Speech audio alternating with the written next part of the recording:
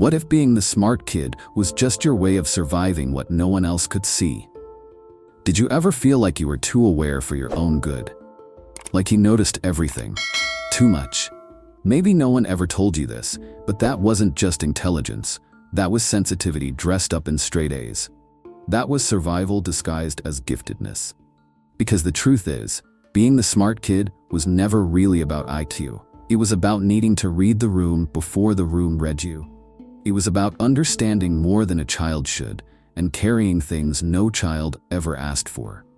You weren't just clever, you were vigilant. You weren't just good at school, you were good at making sure no one got mad. You smiled when adults praised you. But part of you always wondered why the compliments felt cold.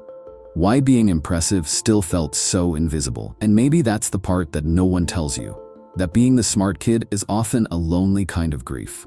A grief that no one sees because you learned to hide it behind gold stars and perfect essays and not making mistakes. People saw your brain, they missed your ache. Because smart kids learn early that being praised is safer than being seen. And somewhere along the way, you stopped showing the parts of you that weren't polished. You became fluent in pretending. Pretending you were fine. Pretending things didn't hurt. Pretending you liked being so mature for your age. But deep down, you were tired. Tired of holding it together. Tired of being the one who understood when no one ever asked what you needed. No one tells you that being the smart one often means being the forgotten one. Not because people don't love you, but because they assume you're fine. They assume you're strong. They assume that because you can explain your feelings, you don't need anyone to hold them. But knowing how to say "I'm sad" is not the same as someone staying with you in the sadness. Knowing how to articulate your pain is not the same as being held through it. And so you learn to self-soothe, with logic, with answers, with books, with perfection, but not with people. Because people were unpredictable. And books never punished you for being too much.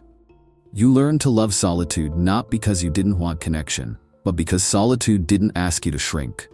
You learned to work hard not because you were ambitious, because being valuable was the only way you felt safe.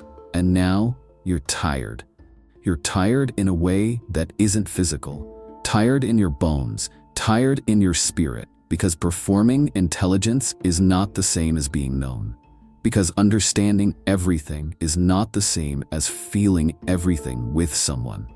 You are the kid who could explain gravity, but never knew how to say, "I wish someone would ask me how I'm really doing." You are the kid who helped other students, but went home to silence.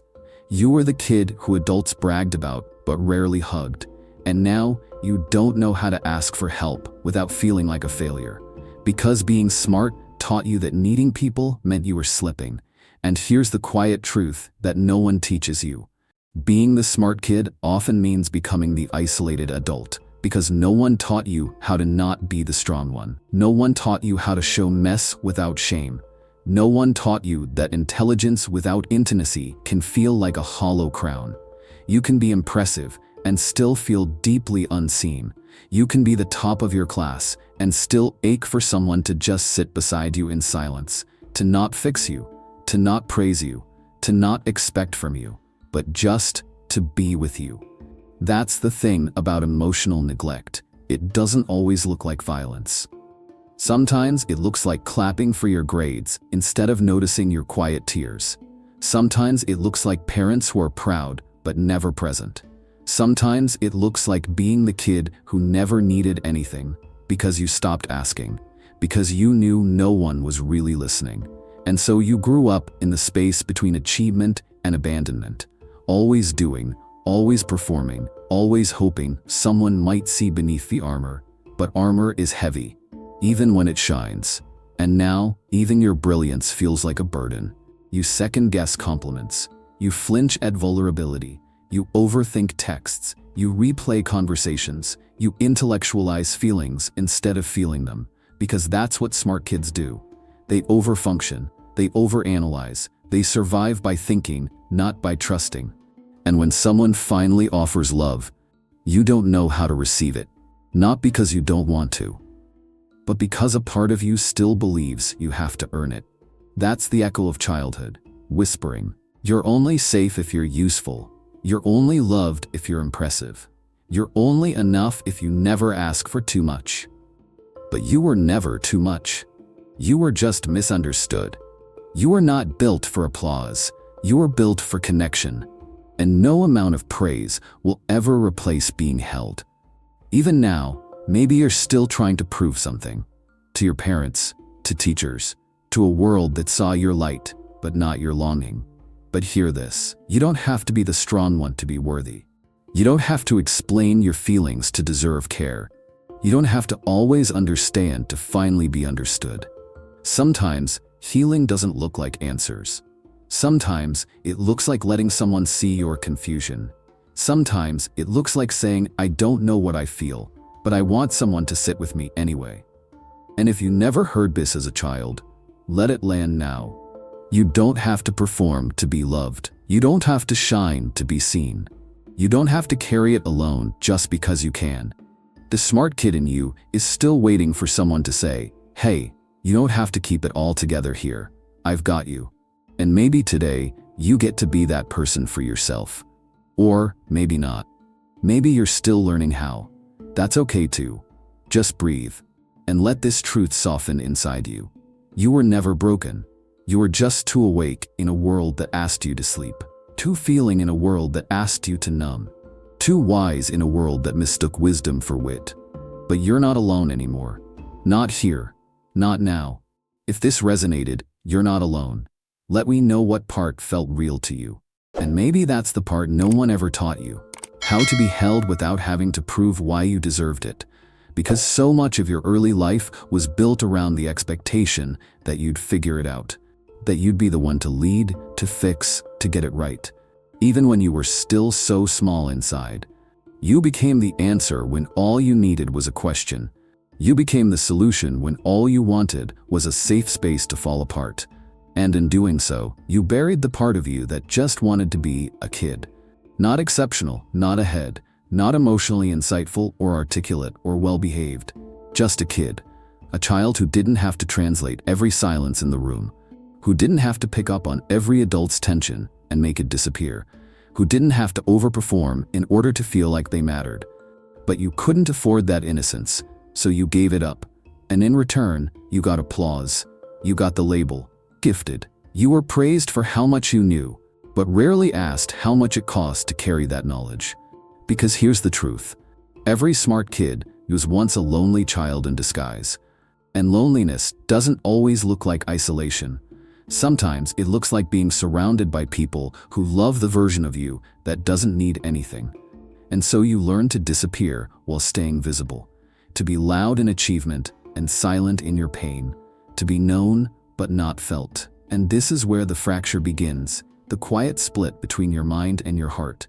Because your mind learned to protect you, to over-explain, to prepare for rejection, to craft an identity that no one could criticize. But your heart never got to rest. It never got to soften, to crumble, to trust. It kept beating behind your brilliance, quietly wondering if anyone would ever reach for it instead of your answers. And so now in adulthood, you find yourself tired in strange ways, not from effort, but from efforting, from constantly being the one who understands, from being the translator of emotions in every room, from having to be the strong one in every story. You may even resent it sometimes. The way people still come to you for advice, but never ask you how you're sleeping, how you're eating, how you're actually doing. Because somewhere along the way, your pain became invisible to others simply because you got so good at hiding it. But here's the tender truth. Your pain still matters, even if you can name it. Your sadness is still real, even if you can trace its roots in childhood. Your exhaustion is still valid, even if you understand the psychology behind it. You don't have to be falling apart to deserve softness. You don't have to be lost to deserve direction. You don't have to be anything but human to deserve love that doesn't make you earn it. Let that sink in. Because somewhere inside you, the child who had to grow up too fast is still wondering if they'll ever get to just be. Not perform, not explain, not anticipate, just be. And maybe you still struggle to let others close Because part of you is terrified that if they really saw how tired you are, they'd run. But listen, the people who love you for your clarity are not always the people who can hold your confusion. The people who love you for your mind may not know what to do with your tenderness. But that doesn't mean you're unlovable. It just means you've outgrown the places where love was conditional. And that's grief too. Grieving the rooms you used to earn your worth in. Grieving the relationships that only knew the strong version of you. Grieving the self you had to become to survive. Because healing isn't always about fixing what's broken. Sometimes it's about feeling the ache of everything you had to hide just to be allowed to stay. So if today all you can do is sit with that ache, then that is enough. You don't have to figure it out. You don't have to intellectualize your healing. You don't have to be profound. You just have to pause, to feel what you've never let yourself feel. That maybe being the smart kid was just another way you tried to be loved in a world that didn't know how to meet you without expecting something in return. But love, the kind your heart aches for, will never ask you to shrink.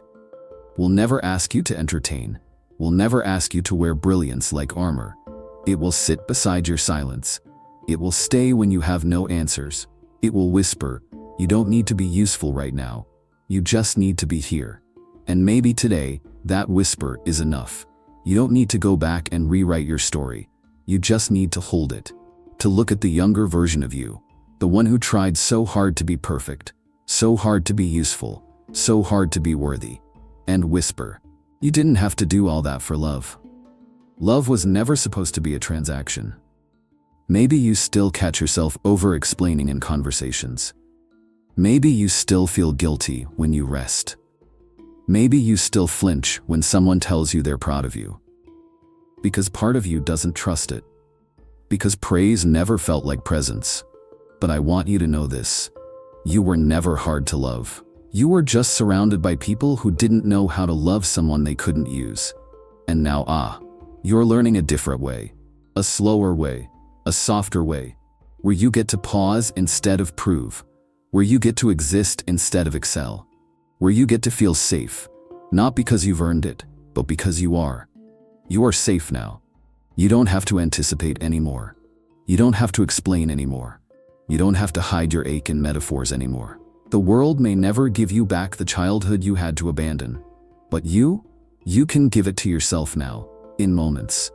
Moments when you let yourself laugh without caution. Moments when you cry without rushing. Moments when you let someone in just a little bit closer than feels comfortable. That is how you reclaim yourself. Not in dramatic declarations, but in gentle permission. Permission to be real, to be whole, to be held. You are not the story of your achievements. You are not the story of your performance. You are not the image of strength you've spent years protecting. You are the quiet in-between. You are the soft space beneath the armor. You are the question that never needed answering, just witnessing. So if no one ever told you this, I will. You are allowed to put it down now. The pressure, the performance, the person you had to become. You get to return, not to the past, but to yourself.